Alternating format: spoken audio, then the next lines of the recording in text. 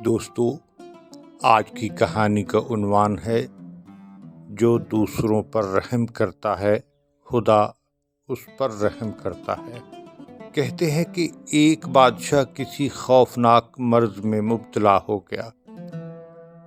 اتباع یونان کے ایک گروہ نے متفقہ فتویٰ دیا کہ اس بیماری کی کوئی دوا نہیں ہے، البتہ چند خاص صفات رکھنے والے آدمی کے پتے سے اس کا علاج ہو سکتا ہے۔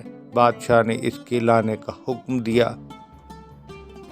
ایک دہقان کا لڑکا ویسے ہی مل گیا جیسا کہ طبیبوں نے بتایا تھا۔ بادشاہ نے اس کے ماں باپ کو بلایا اور بہت سی دولت دے کر خوش کر دیا، یعنی وہ اس بات پر رضامند ہو گئے کہ ان کا بیٹا بادشاہ پر قربان کر دیا جائے۔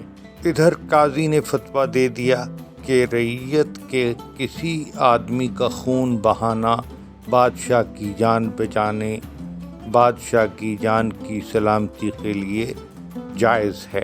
جب جلاد نے اس لڑکے کو قتل کرنے کا ارادہ کیا تو اس نے آسمان کی طرف سر اٹھایا اور مسکرانے لگا۔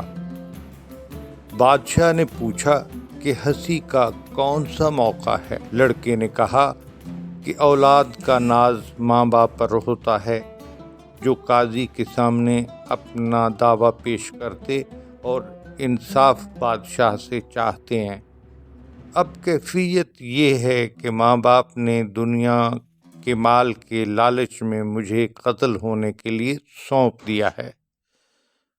قاضی نے میرے قتل کا فتویٰ دے دیا ہے اور بادشاہ اپنی سلامتی میری ہلاکت میں دیکھتا ہے۔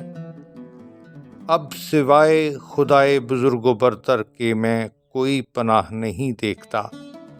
اے بادشاہ، تیرے ظلم کی فریاد کس کے آگے کروں؟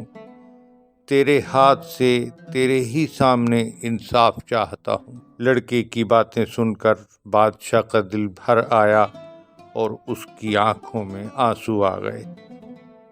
کہنے لگا کہ اس بے گناہ بچے کے خون بہانے سے میرا مر جانا